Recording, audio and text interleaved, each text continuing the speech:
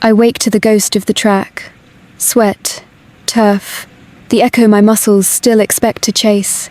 Rain works the window, patient and deliberate. The alarm shivers until my palm quiets it. In the grey light, the ceiling lines blur into lanes, and somewhere inside me the body flinches for a starter's pistol no one fires anymore. The blade leans patiently against the nightstand. Sometimes, the rain still carries the ghost smell of rubber and smoke, the scent of the crash baked into the weather. I listen first, rain drumming like a crowd that forgot my name. Then I reached. Fingers find cold carbon, the faint notch I carved years ago. Superstition. Proof. I seat the limb. The lock answers. Sharp. And final. Balance returns in small negotiations. Flesh to steel, steel to floor. Socket-tugging skin already tender. Like a language I once spoke fluently, and now must translate back to myself. By the door sit the old sneakers. Same model as ever. Blue stripes, dulled by years. The ritual steadies me.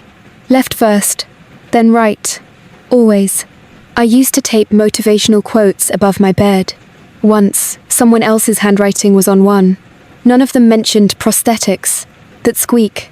The phone buzzes on the counter, the world keeping its schedule without me. Without thinking, I slide the right shoe on and pull the lace tight. I stop. The left sits untouched beside the prosthetic foot. For a breath, my pulse keeps time with the rain. Panic rises, quick as heat. I tear the right shoe off, ordinary and wrong, in my hand, and stare the way a believer stares at a broken prayer bead. Left. Slowly. Deliberately. As if I can coax the morning back into alignment. When I stand, the air feels charged. The hush after lightning before the world decides whether to break or continue. Before the crash, the world had edges you could lean into. The lanes were clean white fractures across green. I knew where to place each footfall, where to spend, and where to save. I was a small-town comet, fast enough that newspapers came to practice to photograph sweat, as if sweat proved destiny. The ritual began as a dare. Sophomore year, a kid on the team said, "Left shoe first or the gods get confused." He was joking. I wasn't. I slid the left on and felt the day click into place, like a drawer shutting. I ran a personal best that afternoon, heard my name shatter through metal speakers, and come back a second later, echoing, bigger. After that, the left shoe first wasn't a ritual. It was insurance. My mother came to meet with a thermos of coffee and a folding chair she never unfolded. She stood for every lap, mouth set, eyes bright as rain. She had a way of watching that made me feel already across the finish line. When I won state, she cried into my shirt and said, "I always knew the world would have to make room for you."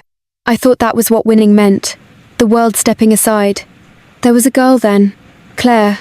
She worked part-time for the athletic department, handing out bibs and pinning safety pins to foam boards, and looking at me as if the question had been answered. We kissed once behind the bleachers, while the marching band practiced in the parking lot, the horns like geese arguing with winter. "You tie your left shoe first," she said, and when I nodded, she laughed into my neck. "You're ridiculous." "I'm fast," I told her. "That's kind of ridiculous," she said. It felt like a blessing. The morning of the crash, the air had a taste to it, metallic, like a coin held too long in the mouth. Rain threatened the horizon. Coaches glanced up, the field crew nervous about lightning. We ran anyway. We always ran anyway. I laced the left first, then the right. I touched the notch of bone below my knee and told myself it was luck. The gun cracked. The body became fuse. Sound became wind. The lanes were ropes pulling me forward, and the crowd a single animal with breath and teeth. I was there, burning, and then the world folded in half. Tires howled, rubber, panic, glass, and a driver who'd mistaken an access road for a parking lot punched through the fence and onto the curve. It looked slow as a commercial. It felt like a betrayal. Remember the taste of iron. A teammate screaming. My mother climbed the rail and fell, then climbed again, looking down and not understanding which part was me. The rest is a door slamming. Hospitals teach you a new grammar. Pain as a verb. Hope as something measured and charted. Recovery is a hallway you learn to walk the length of. Applauded for reaching a chair. Nurses called me sweetie, champ, hero. People sent cards with indecent sunshine on them. Coaches visited and said brave too loudly. Claire held my hand and didn't know where to set her eyes. The first time I stood on a prosthetic, the room applauded. I smiled because that is what rooms demand from men who survive. Later, in private, I pressed my forehead to the seam where skin met socket. Skin rubbed raw from the day's friction. Phantom itches sparking like static. In the calf that wasn't there. I whispered to the limb, as if it were a dog I had to convince to stay. I tied the left shoe first, even then. Even on a foot that no longer felt the lace. Insurance, I told myself. Or maybe an allergy. When I finally came home, the apartment seemed smaller. The refrigerator hummed an old patient note, and the window remembered how to receive rain. I hung my medals above the dresser.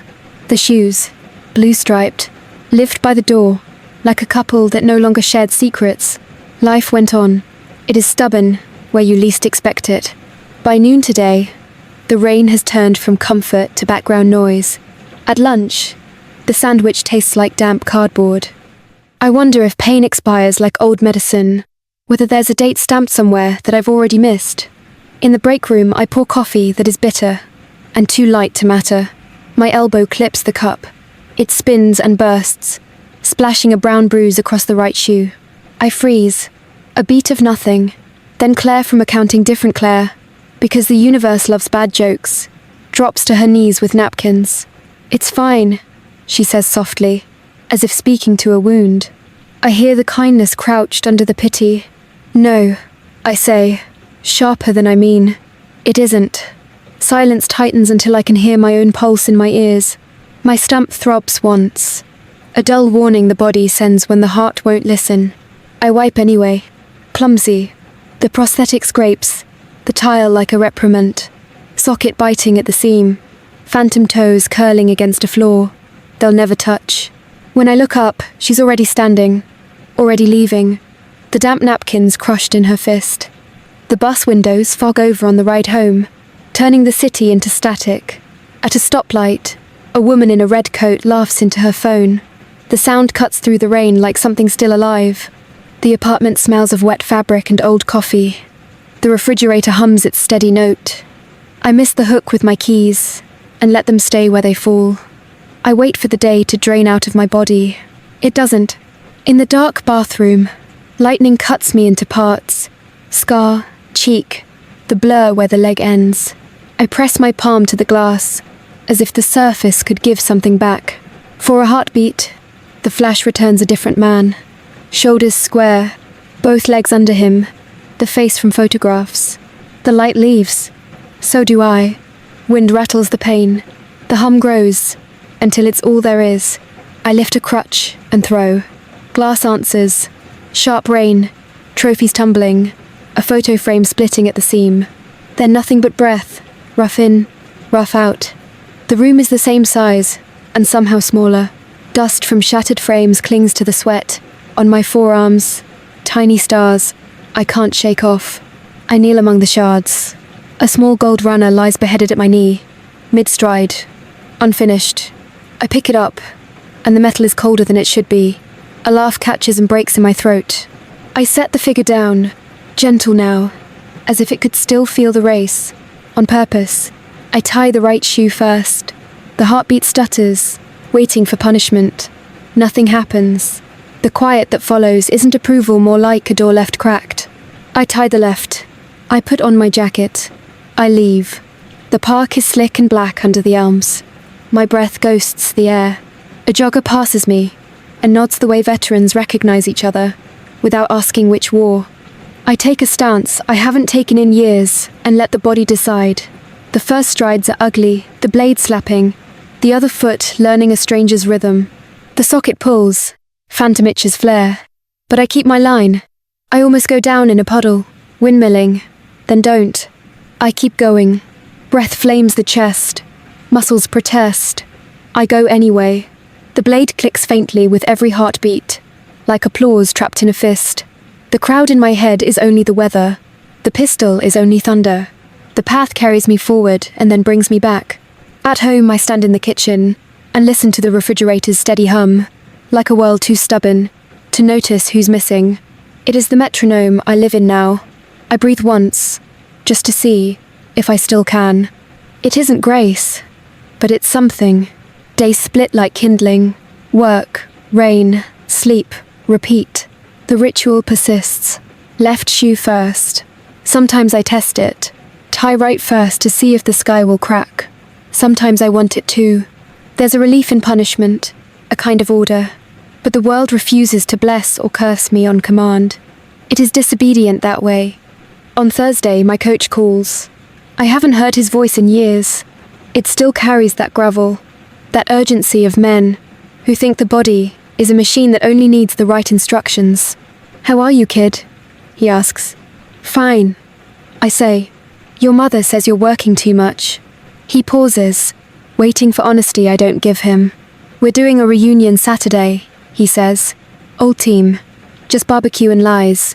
You should come by." I picture the field. The fence mended and the paint new, as if erasing were the same as healing. "I can't," I say. "Work. You always were a lousy liar," he says, and hangs up. That night the dream came again. I'm in the blocks, fingers splayed, hips high. Each breath counted like money. The gun fires. The first step lands. The second. The third.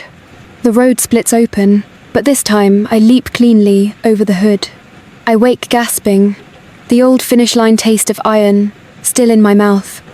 Saturday I go. I tell myself, I'm only scouting a site for the charity NUMC. The office is hosting. Lies are easiest when they wear purpose. The access road is blocked by a plastic chain. On the bleachers, my old teammates laugh in the specific past tense of people who outgrew their own myths. Coach is there, arms crossed, the sun turning his hair to steel. I stay far enough away that I don't become a project. From here, I can see the curve. The paint is bright as a wound. "Hey," someone says, and it's Claire, the first one, not the office one. Time has done what time does. Softened some edges, sharpened others. She holds a toddler on her hip, who is busy dismantling a cracker. "I thought that was you," she says. "Here I am." I manage. She glances down at my leg with that polite, trained flick of the eyes. "You look good," she says, and then laughs. "Sorry. I never know what to say that isn't wrong. Everything anyone says is wrong." I tell her. "You might as well be kindly wrong." We stand watching a group of freshmen in the blocks. "Do you still run?" she asks. "Sometimes." I say. "You were fast." "Was." I agree. The word feels like a small funeral. The coach spots me then. He waves but doesn't call my name. I lift a hand. It's enough. When the grill smokes and the stories start looping, I walk the curve alone. The rubber remembers feet. Mine does what it can. I stopped where the car broke the world. There's no scar now, just air that feels slightly bruised. I don't plan to run. I do anyway. 2 steps, then a third. The blade finds rhythm, clumsy but real. Socket-tugging skin, phantom toes curling with each stride. I make it 20 meters, maybe 25, before my lungs revolt. The field turns its head politely away. I bend over the line, hands on my knees, waiting for something inside me to decide between breaking and continuing. A hand lands on my shoulder. "Coach, you don't have to," he says, not meaning the running. "You never had to." He's wrong, but only in ways that matter to me. I nod, straighten, and make a joke about my Bourneway times. He laughs, mercy in the sound. When I leave, I don't say goodbye. The charity NUMC car comes together faster than expected. Hatrail loves the symmetry of holding it on a track. Marketing calls it left, right, forward. I laugh too loudly when they suggest I give a speech. I go early on test day. The lanes shine like wet glass. A maintenance man asks if I'm lost. I tell him I'm with the race. He waves me through. I walk the curve. A puddle glints at the edge of lane 4. Water reflects the sky in a way that makes you feel like you could step straight into another world. There's no one around. I take a stance, I haven't taken in years. The body says. I answered. I ruin. 5 steps. 10. The blade clicks in time with my pulse. Phantom itch is sparking, socket pressing in protest. The other foot remembers, slower but willing. Breath flares in my chest. The curve arrives like a question. I lean into it, the way you trust someone for the second time. I stop because I choose to, which is its own victory.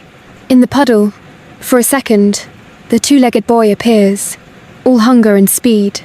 Then the water ripples, and he is gone. In his place, me. 1 flesh, 1 carbon. I'm not angry at the substitution. My mother's voice drifts from memory. I stood up, and that's the part no one clapped for. I tie my right shoe first. Nothing happens. The quiet that follows isn't approval. It's a room. Race day. Tense. Bips. Chatter. Hutch is crying already, which feels honest for once. Children dart like small comets. Someone thanks me for being an inspiration, as if I invented surviving. When they call me to the mic, I say only, I used to be fast. Then I wasn't. Today I'm trying to be something else. The crowd claps, grateful for the simplicity. The horn sounds. Runners surge forward. I stand aside and watch them go. The sound of footsteps like rain beginning again. Later, when the medals have been handed out and the field is empty, I walk the lanes one last time. The puddle is gone. The sun has done what suns do. I called my mother. People finished, I told her. They were happy. They'll be sore tomorrow. And you? She asks. I stood up. I say, on the bus home. The city exhales around me. Ordinary. Forgiving. At my stop, I climb the stairs slower than I want to, and faster than I feared. The refrigerator hums when I enter, steady as ever, like a world too stubborn to notice who's missing. I take off my shoes and hold them for a moment. Then I set them side by the door, left and right, equal for once. In the mirror I meet the man who carries me. He isn't the boy I was, or the hero people clap for. He's a work in progress. I touch the seam where skin meets socket, not as a bargain, but as a greeting. Outside, rain starts again. I tie my shoes without looking, sometimes left first, sometimes right, and step out into a world that keeps making room. It still isn't grace, but this time, it's enough.